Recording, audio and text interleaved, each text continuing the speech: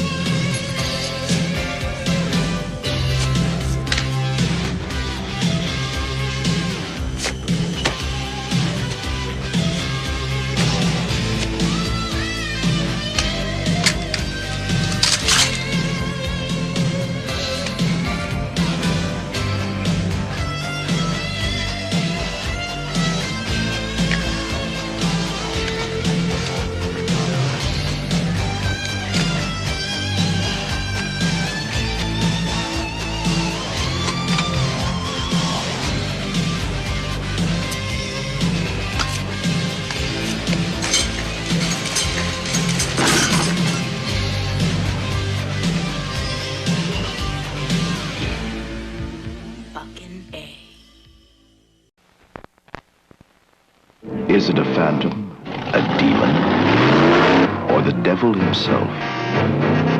There's nowhere to turn, nowhere to hide, no way to stop the car. There was no driver in the car. Universal presents The Car, rated PG.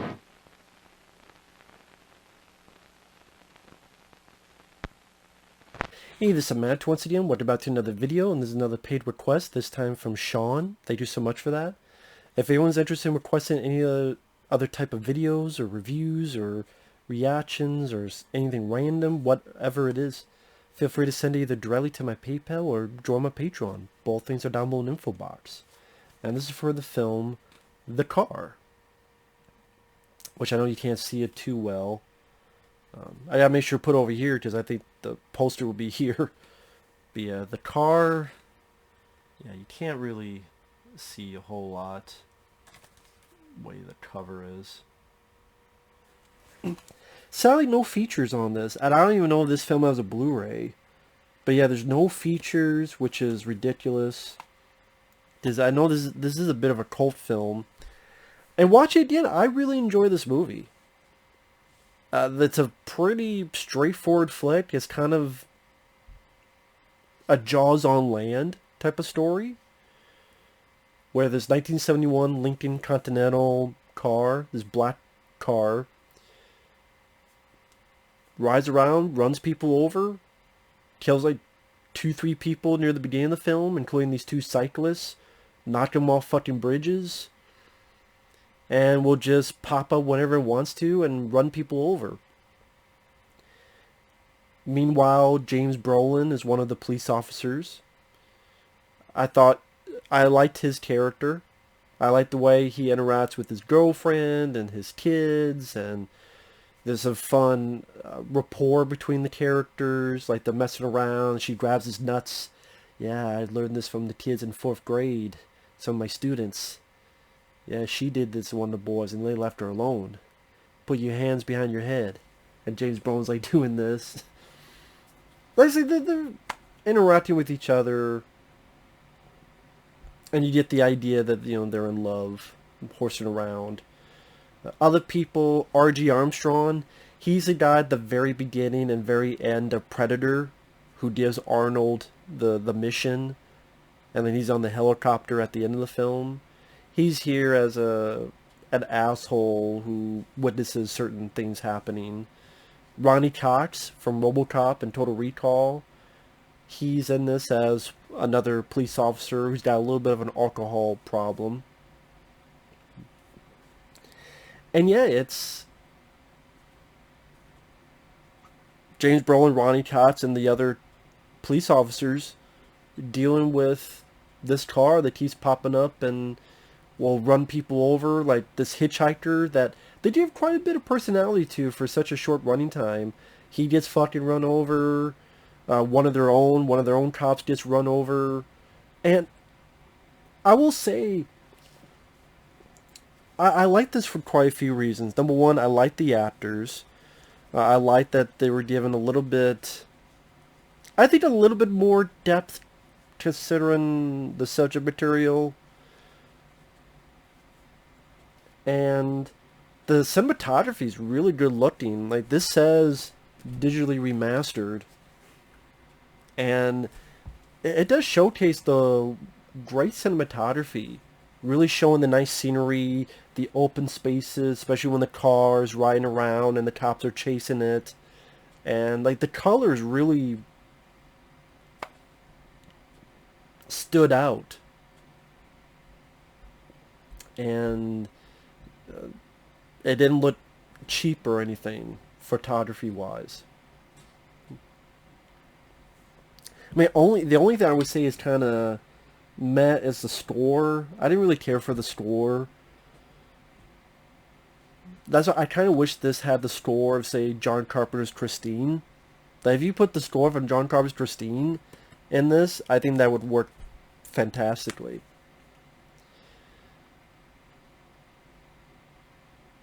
And when I mentioned, like, the characters, like, when one of their own gets killed, and there's a witness, and one of the cops is going, well, what do you want to do with her?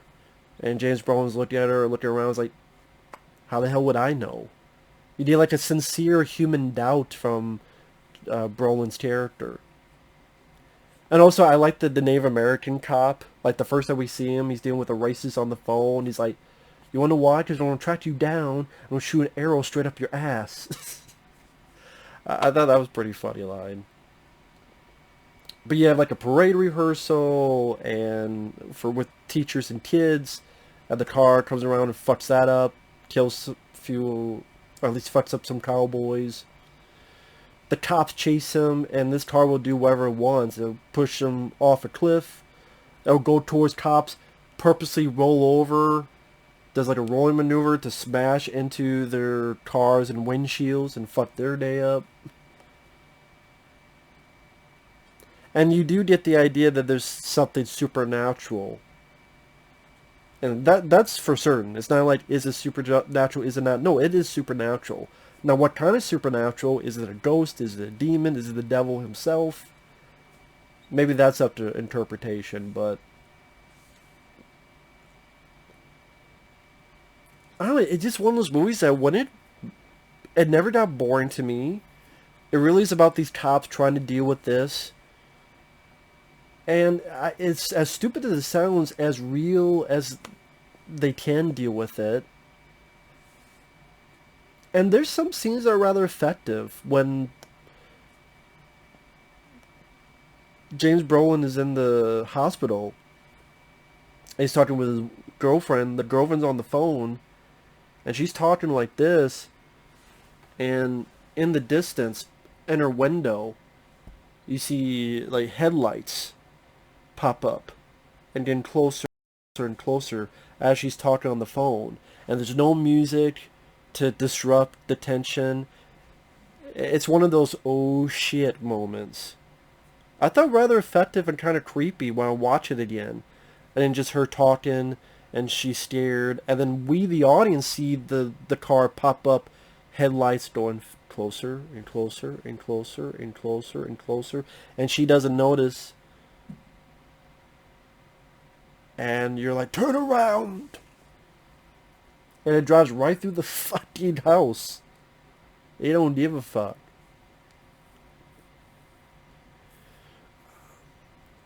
Or there are times where it pops up in Brolin's garage. It plays this cat and mouse game where he's trying to get out and the car's ready to run him over. Then goes back, ready to run him over, goes back again. You have the finale where they try to fight it and trap it and blow it up in this cavern. Again, do I have a couple issues with it? 2 or 3. One, like the musical score, subpar in my opinion. compared to, I mean, around the time like Jaws, the score in that, even the Amityville Horror, another James Brolin film, the score in that, and other movies, or even, again, John Carpenter's Christine. I wish this had a much better, creepier score. Number two, the whole finale at night, you could tell they shot it day for night. Because I don't know many nights where the sky is completely fucking blue. Like, it's nighttime, but the sky is deep blue. Usually, to me, nighttime means it's not, the sky isn't dark, it's a fucking deep blue. It's a deep blue sea above them. So, it was probably shot day for night. Which is a topic they used a lot back in the day. Not so much nowadays, but back then, it's the daytime, but they shoot it like it's night. I just had to make shooting easier, but they wanted to take place at night. I just maybe go then just have it take place in the day, but whatever. Day for night shot, just The sky is really blue at night in this movie. Other than that, there's a thought in your head that goes, well, wait a minute, if the car just popped up in James Brolin's garage, it's a cool startle. Like, he goes to the garage, he turns, it's there. It's like, oh, shit. Then part of you goes, well, how the fuck did it get there? Did it teleport there? If it did, can't it just teleport anywhere else? Like, if it's at the bottom of the cavern, can't it just teleport to the top of the cavern to get to the tops? Or when you have a supernatural car that seems like it could come from anywhere, those are the questions that arise. Does it? Is it limited to the laws of what a car can do? Or can it just really, like, how did it get in James Brolin's garage? I don't know. So I can understand that. But I hate to say this, watch it again. I would probably put this above Christine as a killer car movie. Now, don't get me wrong, John Carpenter, Christine has better direction and the score. But this, I actually like the characters more. Maybe because in Christine, I don't mind the lead actor, but the character does this 180 flip that does seem like a 180, and it's because of the car, but you kind of wish you saw more of a gradual build-up of that. And the girlfriend is there. John Stockwell as a football player, I disliked. I always disliked him as an actor. I never thought he could act. He was very wooden. He was very wooden in My Science Project. He was very wooden in that film. And that's technically your hero of the movie, and that's a detriment. And at the end, I can't believe I forgot his name, who plays Arnie. He does a good job acting-wise, but at the end, because of the 180 of his character, you're like, oh, okay, well. And as a killer car film, it doesn't do a lot of that, because there's a lot of this other angle that they cut out of the book, or it was in the book Christine, they cut it out, where maybe it was supposed to be the spirit that possessed it, and it's more of the character changing his persona and how it's affecting him, and John Stockwell getting hurt in football and being in the hospital, and then him changing even more, his buddy changing more. It's more about that. And then we're back to the car stuff. Here, it's first and foremost about this killer car. It feels more of the story about that than that alone. And that was a bit more appealing to me. So, because of that, and because I like the actors a bit more, like, if you took this movie and you put John Carpenter's Christine score in it, that'd be fantastic. I would love someone to do that. If you ever do, send me a copy or a link. I would gladly watch it. But yeah, as a killer car, well, my favorite's going to be Maximum Overdrive. But if a killer car movie, this is more, it felt more like a killer car film than Christine. Christine was more of this, like, almost weird love story between a boy and his car. which is the purpose of it. And I still like Christine. Christine was never one of my favorite John Carpenter films, but I still like the film. Like, my favorite Carpenter films would be The Thing, Betrayal in Little China, In the Mouth of Madness, Escape from New York, Assault on Precinct 13, and so forth. I like Christine, but it'd be down on the list. But, yeah, it's sad that this doesn't have any special features. Again, I don't even know if it's on Blu-ray. But like I said, I like like I said, the Native American guy and James Brolin, Ronny Cox. I said the one scene I mentioned with the Brolin's girlfriend, I thought that was a creepy moment. The the scene in the end where Brolin's being chased on a motorcycle, leading the car to where it needs to go. It's not about blood and gore. If you're expecting blood and gore, they didn't really do that a whole lot in the 70s, but yeah, I rather enjoyed this flick. I'm surprised how much I enjoyed this film watching it. This has been a while since I've seen this movie. But yeah, it's a good-looking film. Like most of the actors. The car looked cool. Intimidating-looking car with a distinct, haunting, horn sound. And yeah, I think one of the things I liked about this, it didn't go into so many different subplots either. It wasn't, here's a subplot with this, here's a subplot with that. It was first and foremost about this, and it centered on it, and it stuck with it. I thought that was rather appropriate. Just, that's what some movies tend to do. Yeah, you have this, but you have this. Like, wait. Cut all that out. Just focus on this.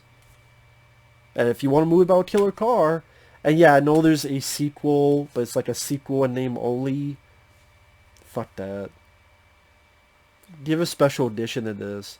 Although I don't know who would talk about it. Maybe Ronny Cox. I don't know if anyone else is still around to talk about it. Sadly. I would love, I mean, hey, what do I know? Or if it doesn't have a Blu-ray, it deserves it. Because there's some of the other shit that has a Blu-ray. But yeah, with that said, thanks for watching. Take care. And we'll see you guys later. Bye-bye.